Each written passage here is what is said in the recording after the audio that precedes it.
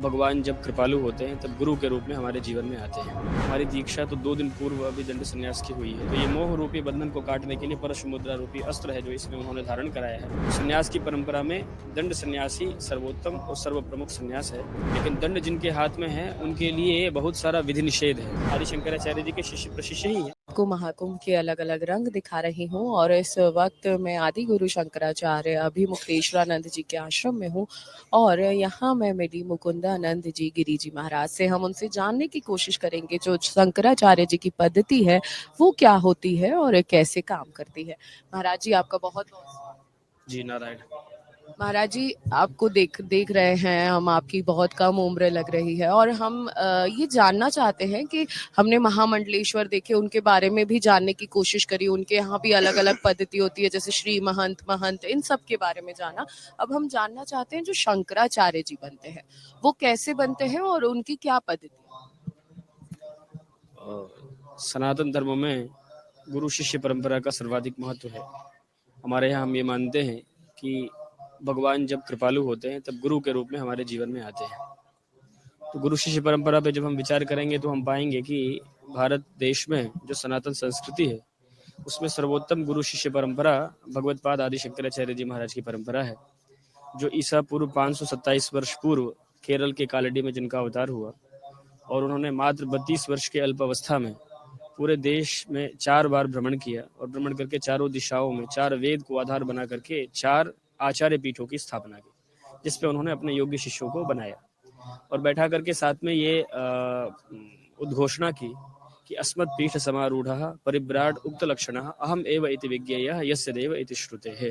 जो हमारे इस पीठ पर हमारे द्वारा बनाए गए व्यक्ति जो भी उसके लिए अर्हता है, योग्यता है, उसको धारण करने वाला बैठे, उसको मेरा ही स्वरूप समझा जाए। और तब से ये चारों शंकराचार्यों की परंपरा चलती आई। उत्तर में, दक्षिण में, पूर्व में, पश्चिम में 4 मठ हैं जहाँ पे शंकराचार्य बैठते हैं। शंकराचार्य की योग्यता की जहाँ तक आप बात करते हैं तो शंकराचार्य की योग्यता, जो वर्तमान शंकराचार्य हैं वही अपने आने वाले शंकराचार्य की योग्यता का निर्धारण पूर्ण रूप से कर सकते हैं। बचपन से व्यक्ति उनके साथ रहता है, उनकी सेवा में रहता है, उनके सानिध्य में शास्त्राध्ययन करता है, विद्याभ्यास करता है। उनकी तपस्या, उनका त्याग, उनके जीवन में जो साधुता के लक्षण हैं वो सब विचार करके, निश्चय करके ही जो वर्तमान के आचार्य होते हैं वो अपने शिष्य बना करके उनको अपने बाद के लिए उत्तराधिकारी आदि बनाते हैं। इसी तरह से ये शंकराचार्य चयन की प्रक्रिया होती है, जिसमें जो वर्तमान पीठाधीश आचार्य हैं वही सर्वसमर्थ होते हैं। वो योग्य शिष्य को अपना उत्तराधिकारी बना करके अपने बाद के लिए नियुक्त करते हैं। महाराज जी आप कितने समय से अभिमुक्तेश्वरानंद जी के साथ? हमारी दीक्षा तो 2 दिन पूर्व अभी दंड संन्यास की हुई है। वैसे ये जो शरीर है लगभग 20 वर्ष हो गए पूज्य महाराज श्री के सानिध्य में। काशी में महाराज श्री का गुरुकुल है जिसमें हमने अध्ययन किया, शुक्ल यजुर्वेद संहिता का अध्ययन किया और गुरुदेव के सानिध्य में ही बचपन से रहे। 2003 में काशी आ गए, 5 में श्री विद्या मठ आ गए जो न्याय वेदांत महाविद्यालय है उसमें। 2007 से पूज्य जो वर्तमान के ज्योतिष पीठ के शंकराचार्य जी हैं, परमाराध्य परम धर्माधीश उत्तरामनाय ज्योतिष पीठाधीश्वर जगत गुरु शंकराचार्य स्वामी श्री अभिमुक्तेश्वरानंद सरस्वती जी महाराज श्री, उनकी सेवा में आ गए साथ में। 2019 में जब अर्धकुंभ था उस समय पूज्य महाराज श्री ने नैष्ठिक ब्रह्मचारी की दीक्षा देकर के प्रत्यक्ष चैतन्य मुकुंदानंद नाम दिया और अभी इस कुंभ में पूज्य महाराज श्री की कृपा हुई और उन्होंने प्रत्यक्ष चैतन्य मुकुंदानंद गिरी नाम दे करके दंड संन्यास की दीक्षा प्रदान की। उनकी कृपा है, उनकी सेवा में ये शरीर बचपन से ही है, एक तरह से जब 7 वर्ष 8 वर्ष के थे तभी से। महाराज जी हम देखते हैं कि शंकराचार्य जी के पास एक ये इसी क्या जो भी बोलेंगे वो होता है, इसका क्या ये दंड है। हमारे यहाँ संन्यास की परंपरा में दंड संन्यास की विधि है। दंड, ये जब हम सन्यासी होते हैं तो सन्यासियों के लिए ये कहा गया है कि जब अपना वो पिंडदान कर देता है, अपने पूर्वजों का, पितरों को तर्पण पिंड दे देता है, उसके बाद ही विरजा होम आदि के बाद वो सन्यासी होता है। तो अब उसके लिए कोई कार्य शेष नहीं है, अलग से कोई पूजा उपासना शेष नहीं है। दंड में ही समस्त देवता है, इसी में पितर हैं, इसी में देवता है, इसी में गंधर्व है, इसी में मनुष्य है। सबका तर्पण सन्यासी प्रतिदिन अपने दंड में करता है। और इसमें जो आप ऊपर परशु मुद्रा देख रहे हैं सबसे ऊपर, ये परशु मुद्रा है। परशु का मतलब होता है फरसा। ये परशु मुद्रा आदि शंकराचार्य जी ने अपने समय में बांधा था और इसको बांधने के पीछे उद्देश्य ये था कि मोह रूपी बंधन से को काटने के लिए कोई ना कोई अस्त्र चाहिए, शस्त्र चाहिए। तो ये मोह रूपी बंधन को काटने के लिए परशु मुद्रा रूपी अस्त्र है जो इसमें उन्होंने धारण कराया है। और इसमें शिखा और सूत्र, ऊपर ये शिखा जो चोटी लटक रही है वो शिखा का प्रतीक है और इसके अंदर यज्ञोपवीत का प्रतीक है। सन्यासी होने के कारण हमारे शरीर में अब शिखा सूत्र नहीं है, लेकिन विधि निषेध को मानने के दृष्टिकोण से, उपनिषद अध्ययन करने का अधिकार हो इस दृष्टिकोण से शिखा सूत्र भी हमारे दंड में है। तो सन्यास की परंपरा में दंड सन्यासी सर्वोत्तम और सर्व प्रमुख सन्यास है, जो आदि शंकराचार्य परंपरा से 2500 वर्षों से इस समय तक इस देश में है। ये जरूर है कि इनकी संख्या अब कम हो गई है। गिने चुने दंडी सन्यासी हैं जिनकी संख्या पूरे देश में हो सकता है 500-700, हो सकता है अधिकतम 1000 सन्यासी होंगे, दंडी सन्यासी अधिकतम। इनकी संख्या कम हो गई, लेकिन आज भी जो गुरु परंपरा में सर्वाधिक महत्व यदि किसी का है तो सन्यास परंपरा में सर्व समाज की ओर से, चाहे वैष्णव हो, चाहे शाक्त हो, गाणपत्य हो, सौर हो, चाहे जो भी मत मतांतर को मानने वाले हों, सब इस बात को समझते हैं और स्पष्टता से मानते हैं। तो शंकराचार्य परंपरा में जो दंडी सन्यासी होते हैं उन्हीं के हाथ में ये दंड होता है। ये उनका ये साक्षात भगवान का चिन्ह है, भगवान के चिन्ह के रूप में ही इसको धारण करते हैं। और हमारे यहाँ शास्त्रों में ये भी बताया गया कि दंड ग्रहण मात्रेण नरो नारायणो भवेत। जिस मनुष्य को गुरु ने कृपा पूर्वक ये दंड दे दिया, वो नर रहते हुए भी नर से अलग नारायण स्वरूप हो जाता है। तो हमारे यहाँ, हमारी संस्कृति में दंडधारी जो हैं उनका एक विशेष स्थान है जी। तो महाराज जी, जैसे आपने बताया कि अभी लोग कम होते जा रहे हैं, मतलब डंडीधारी जो कम होते जा रहे हैं, उसका क्या? अब उसका कारण आप अलग अलग दृष्टिकोण से विचार करके आप स्वयं निश्चय कर सकते हैं।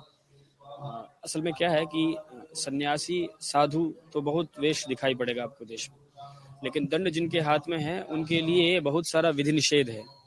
समाज की विशेषता क्या है कि समाज पशु की तरह जीना चाहता है। पशु का वैशिष्ट्य कह लीजिए, गुण कह लीजिए, दुर्गुण कह लीजिए, ये होता है कि वो किसी नियम में नहीं रहता है। नियमन जिसके ऊपर हो वो मनुष्य है, जिसके ऊपर कोई नियम नहीं हो वो मनुष्य से इतर पशु है।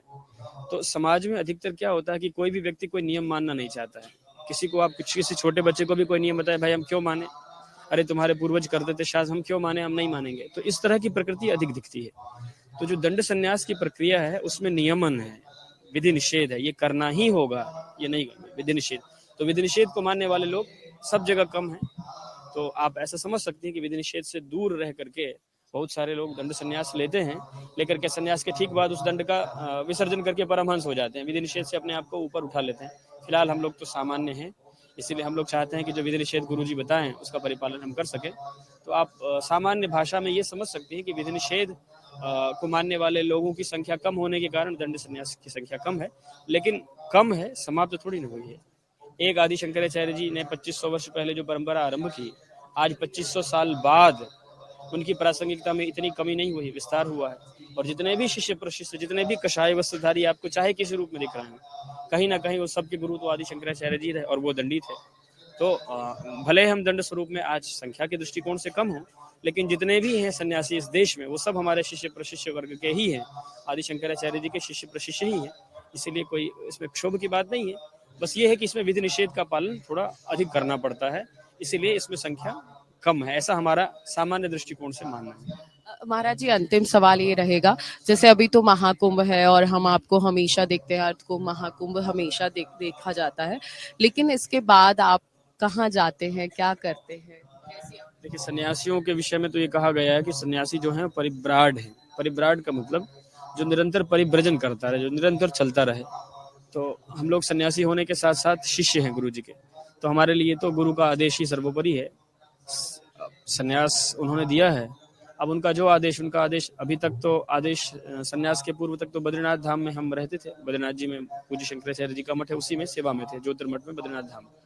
अब सन्यास के बाद उनका क्या आदेश होगा, हम लोगों के लिए जीवन में एकमात्र कार्य गुरु के आदेश का पालन है।